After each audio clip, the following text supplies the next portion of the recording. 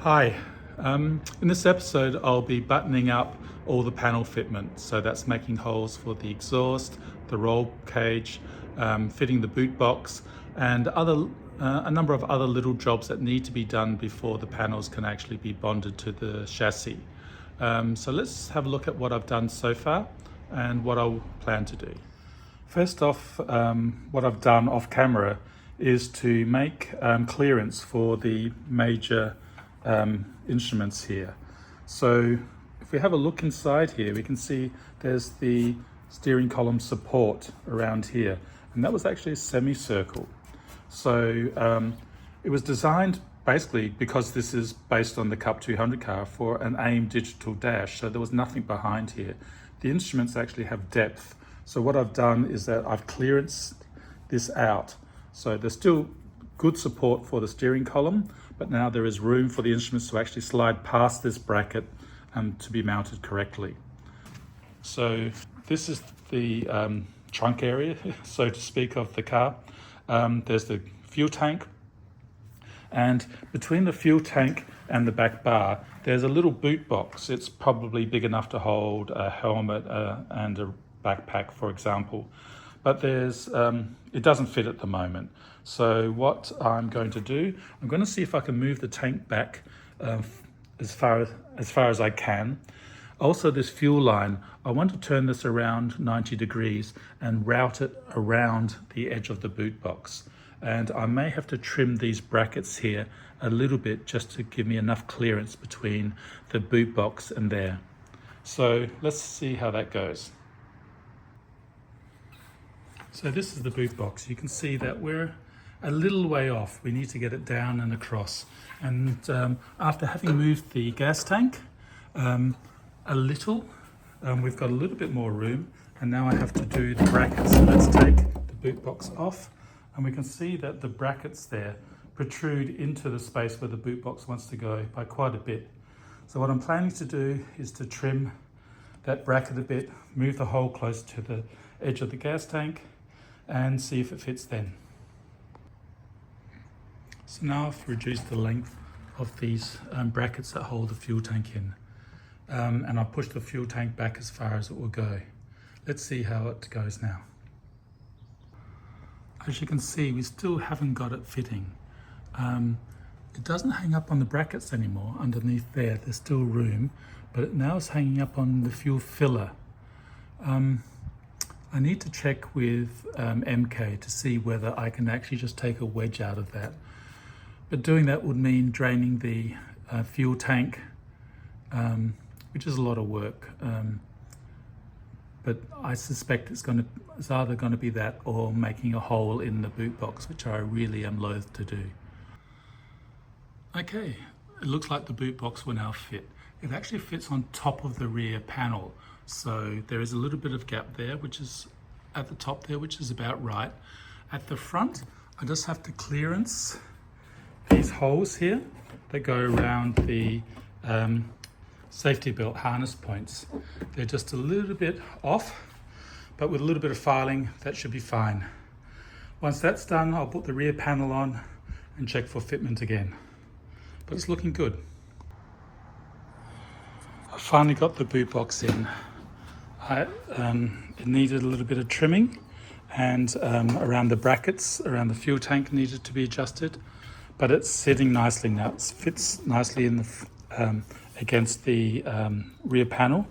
There's some adjustment that needs to be done. This needs to be cut out here because the roll cage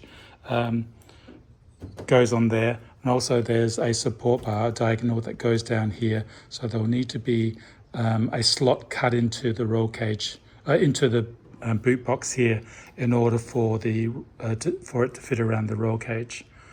But it's good. It's good. So I'm glad that's the test fit is done at least anyway. With a little bit of fine tuning, I've got this engine bay panel in. It sort of seals up the scuttle from the back, or from the engine side, and it gives you a nice flat surface. I needed to just clearance it around here. That needs to be tidied up. And given where my scuttle is, that fits pretty well. So what I need to do now is to drill some holes here so I can put some riv nuts in there to hold it in, and similarly along the top here. I will probably end up little screws in there to hold that down on that side as well. But that looks good. Okay, I've just finished the engine panel. It goes on the back of the scuttle and it separates the engine bay from the passenger compartment. The only difficulty was actually just cutting out around the bar here and around the engine support. But once I did that, everything seemed to screw in nicely. And it makes for a very clean engine bay. So now it's time to put in the exhaust cutout. So I've taken off the side panel, as you can see. I need to mount the exhaust, and I need to mount it around the template that I have, and then put the template on the frame so that when I put the panel in there, I can transfer the shape onto the inside of the panel. So let me do that. So here I've got the template that I got from my friend Alex. I've got it around the headers. You can see there's a little bit of gap everywhere.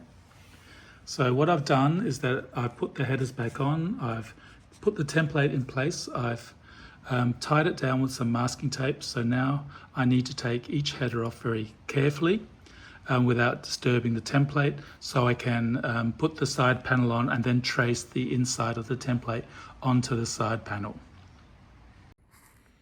Here's the traced outline from the template. Each of the corners is actually a 2-inch circle. And what I plan to do is to reverse the cutout that I took from the template, put it on this side, and then drill in the center of each of those 2-inch circles. And then I can transfer the template onto the front side in preparation of cutting it out. So I drilled some small holes from the back there to match the template, and then I moved the template around to the front. I put masking tape on the surface, so hopefully to prevent cracking in the gel coat, and then I transferred the holes to the front. So what I'm going to do is trace out around my stencil template, and then I can start drilling. So let's see how that goes. So here I've cut the 2-inch holes from the front. Now the secret here is to go slowly, go in reverse, don't go forward, and that way you reduce the risk of actually chipping the edges there. So I think underneath this masking tape, those edges are nice and clean. So what I have to do now is just cut along these straight edges here to just create the rough pattern first, and then we can see about smoothing it out after test fitting it to see where it needs more cutting out or not.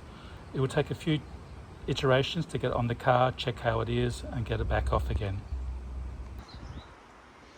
So here is the first cut of the hole.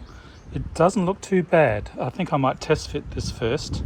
You can see that with fiberglass, cutting fiberglass, I always use a respirator. And this is the cutting wheel that I use. It's basically a multi-tool with a semicircular one. It gives me enough control to go around corners nicely. And okay, let's see what this looks like on the car. Okay, I've got everything mounted now. There's enough clearance around the exhaust. That looks really good. I put a hole here for the O2 sensor that goes through. That looks neat and tidy. So the next thing on my list is to put the holes in for the roll cage. As far as the exhaust goes, that looks great. So I've transferred the holes onto the side panel. I drilled through them and used a 30mm hole saw to build a hole around which these spaces can go around, and they will attach to the roll cage. So that looks great. Everything looks like it's in place.